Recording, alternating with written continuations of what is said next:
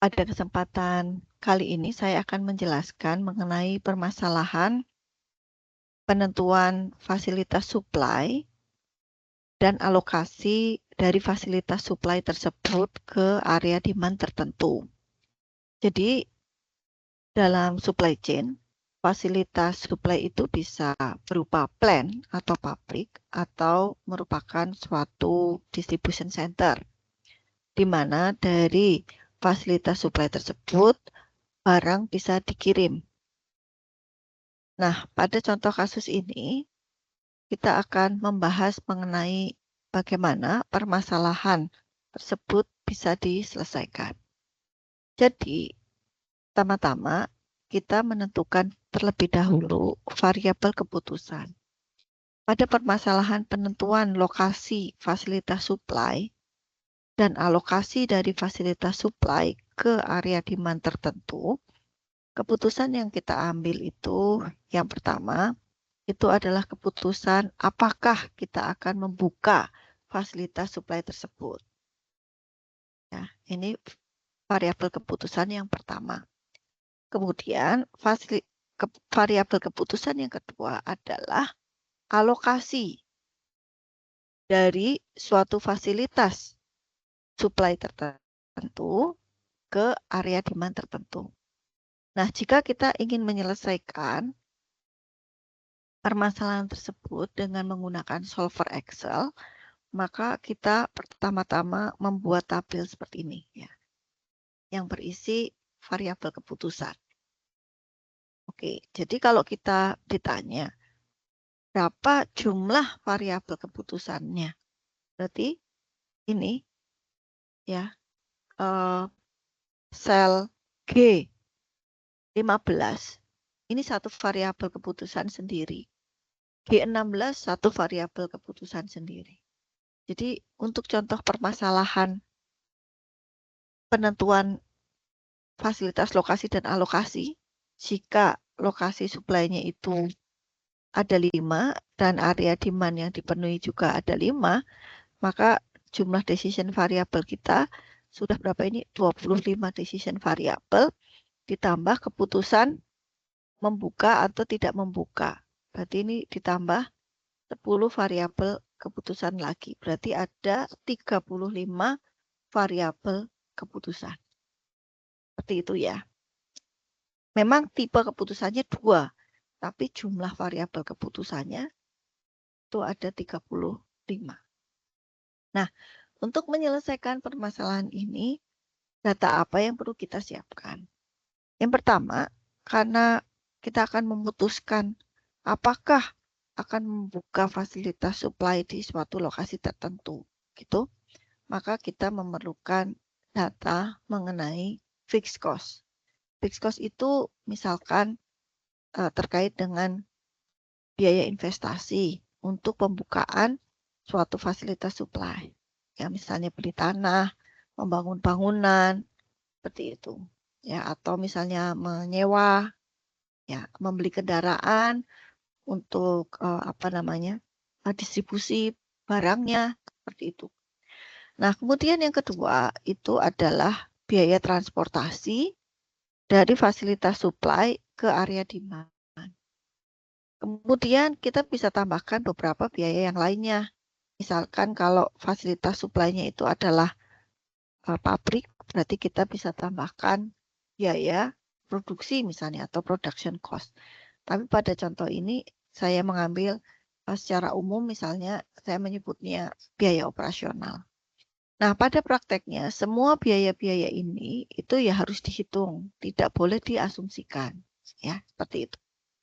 Kemudian data yang berikutnya itu adalah karena pada suatu jaringan ya, jaringan distribusi, itu tujuan kita kan bagaimana dari suatu fasilitas supply tertentu bisa barang yang ada di suatu lokasi, di suatu fasilitas supply tertentu itu bisa digunakan untuk memenuhi demand. Maka berarti kita mempunyai dua data yang harus kita sediakan, yaitu data mengenai kapasitas supply dari suatu fasilitas supply tertentu dan data demand di suatu area ya tertentu. Nah, di sini misalkan untuk fasilitas supply dengan kapasitas kecil itu misalnya kapasitasnya 10. Yang 10 itu bisa 10 ton gitu ya. Bisa 10 kali misalnya 1 juta liter misalnya seperti itu ya. Tapi pada contoh kasus ini saya gunakan angka 10. Untuk kapasitas besar itu 20. Kemudian untuk permintaan di DIY itu 12, di Jawa Tengah 8, di Jawa Barat 14, di Jawa Timur 16, dan di Bali 7. Oke. Nah, setelah itu sama seperti pada saat kita membuat model matematis, setelah kita menetapkan variabel keputusan, kemudian kita menetapkan terlebih dahulu objektif fungsinya.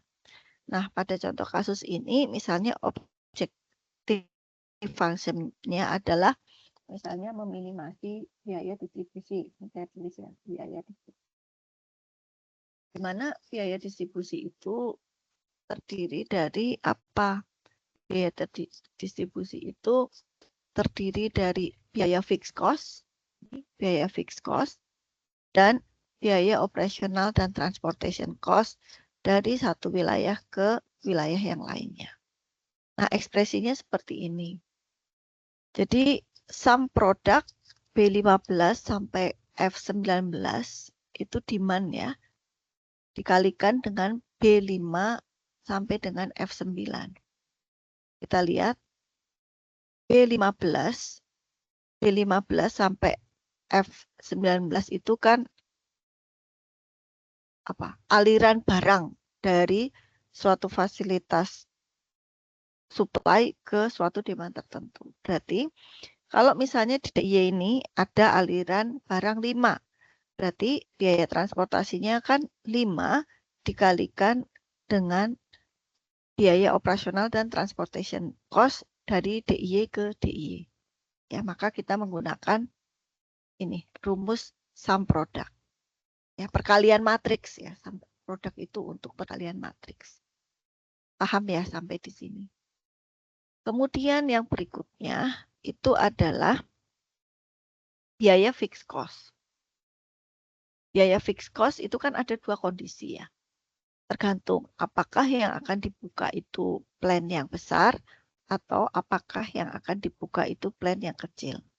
Kalau yang dibuka itu plan yang besar, seperti ini, maka nanti biaya yang muncul di sini adalah yang plan besar itu yang G ya. Berarti yang perkalian matriks antara ini G15 sampai G19 dengan biaya fixed cost untuk kapasitas yang besar, yaitu J5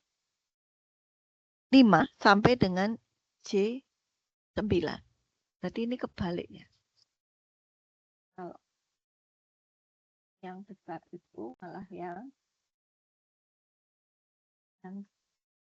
J ya. Kapasitas besar itu yang J, yang kapasitas kecil itu yang H. Nanti ini bisa diperbaiki. Di 15.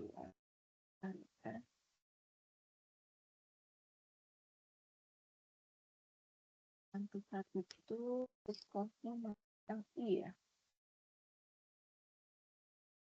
I9. Ini sampai I9. Itu malah yang G.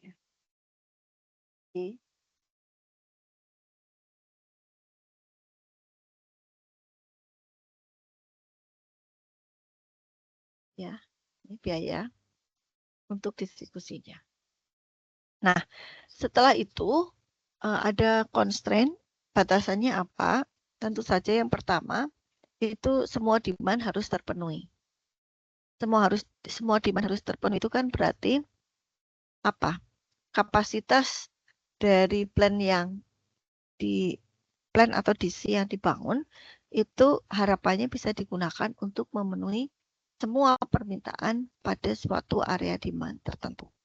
Maka ini ekspresinya demand yang tidak terpenuhi itu sama dengan B10. B10 itu demand, yaitu dikurangi dengan total supply. Ya, total supply-nya itu berarti ini jumlah dari B15 sampai F19. Betul ya. Ini kan alokasinya, kalau ada alokasi itu kan berarti digunakan untuk memenuhi demand. Jadi seperti ini untuk constraint yang pertama. Untuk constraint yang kedua itu kapasitas supply itu harus bisa memenuhi demand. Maka di sini kita tuliskan excess capacity-nya itu adalah jika yang dibuka itu adalah yang besar, maka kapasitasnya itu adalah 20 kan. Kalau ini nanti ketemu decision seperti ini, berarti kan kapasitasnya 1 kali 20. Yang kecil berapa? Ya 0 kali 10. 0 kali 10, 0 ya. Artinya kalau di suatu wilayah itu sudah diputuskan untuk dibuka fasilitas supply dengan kapasitas yang besar, berarti yang kapasitas yang kecil kan tidak dibuka. Jadi kalau kita lihat persamaannya di sini, ini kan seolah-olah ada dua persamaan. Kok bisa muncul semua? Tapi kalau nanti sudah diselesaikan, pada saat yang G15 itu 1, karena kan 1 itu buka, 0 itu tidak dibuka. Ya, maka yang kapasitas kecil itu kan sudah pasti tidak dibuka. Atau 0. Kalau 0 dikalikan berapapun kan 0. Ya, jadi berarti ini ekspresi yang pertama itu adalah kapasitas dikurangi apa? Dikurangi, di sini kapasitas itu dikurangi dengan total alokasi dari fasilitas supply ke demand yang harus dipenuhi. Seperti itu. Ya, jadi ini kalau kita sudah siapkan, maka kemudian kita bisa menyelesaikannya dengan solver. Kita klik data, kemudian di sini ada solver, nanti kita gunakan solver. Bagi yang Excel-nya belum ada solver, kalian bisa di file, kemudian dipilih option, seperti ini. Kemudian kita klik yang add-ins. Ya. Kemudian ini ada solver add-ins. Nanti di OK saja. Ya, nanti kalau sudah di OK, nanti pada saat kalian membuka tab data, itu akan ditemukan ya. Ini menu solver di Excel kalian. Oke. Nah, sekarang kita klik solver. Nah, di solver ini tentu saja pada awalnya kosong ya. Tapi kita harus menuliskan persamaan matematiknya di sini atau model matematiknya di sini. Yang pertama, set objektif itu objektif fungsinya. Apa objektif fungsinya? Tadi ya, biaya distribusi. Meminimasi biaya distribusi. Jadi kita klik minimasi. Nah, kemudian yang selanjutnya, by changing variable itu adalah variabel keputusan atau decision variabelnya. Decision variabelnya itu apa? Decision variabelnya itu adalah, ini kan, ada dua. Keputusan buka tidak buka, kemudian penentuan alokasi dari lokasi supply ke demand tertentu. Nah ya, seperti itu. Kemudian concern-nya apa? Concern-nya yang pertama tentu saja decision variabelnya untuk yang alokasi itu tidak boleh negatif. Berarti lebih besar sama dengan 0 ya. Seperti itu. Ya, B15 sampai pastinya ini ya. Ini saya change saja. Jadi B15 sampai F19 itu harus lebih besar dari 0. Kemudian G15 atau keputusan ini buka tidak buka. Ya, keputusan buka tidak buka. Ini itu binari 01. 0 itu tidak buka. 1 itu adalah buka.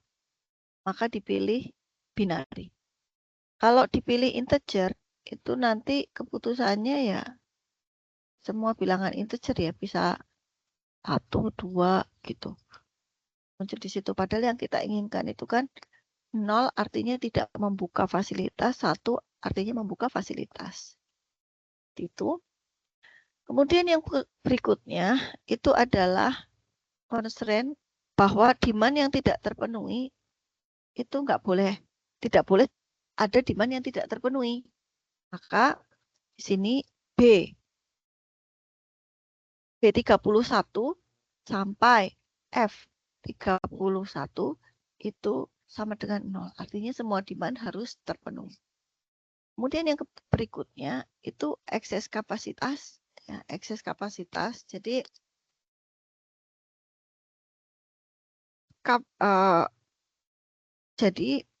pada constraint ini kalau kita lihat ya. Nah di sini ini kan kapasitas dikurangi alokasi dari fasilitas supply tadi ke area demand itu kan tidak boleh kurang, betul ya?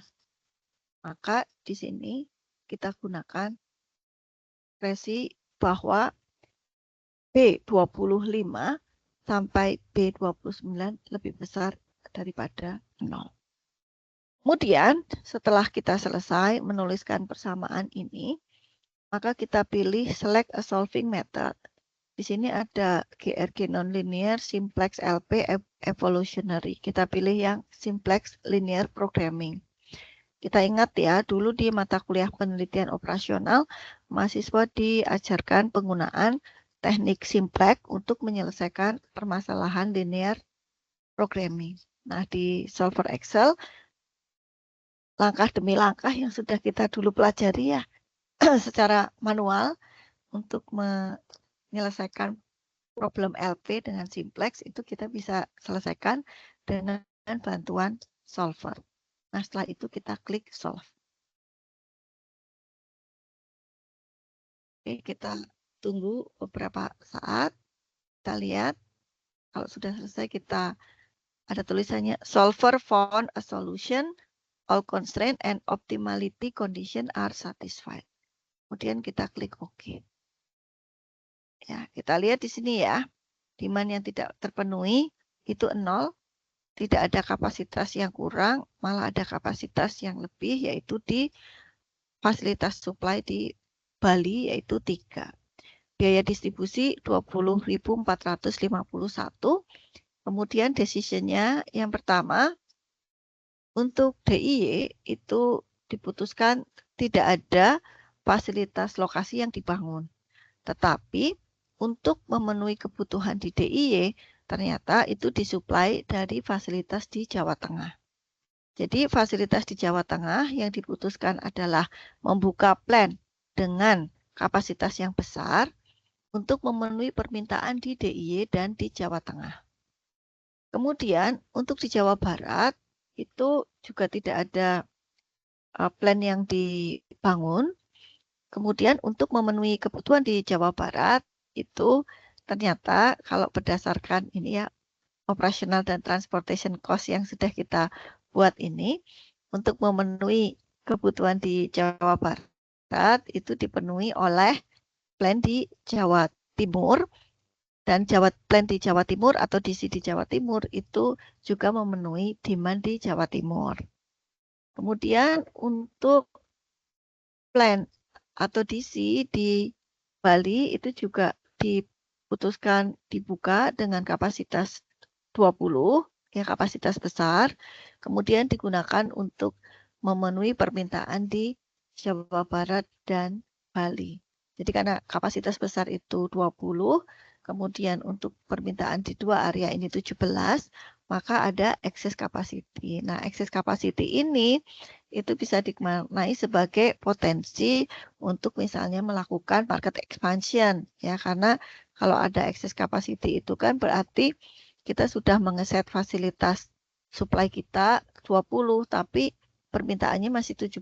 Nah, maka kan ada potensi bahwa kita bisa mengembangkan misalnya area pemasaran gitu sehingga kapasitas yang sudah dipasang ya, sudah kita miliki itu ya tidak tidak sia-sia ya, seperti itu.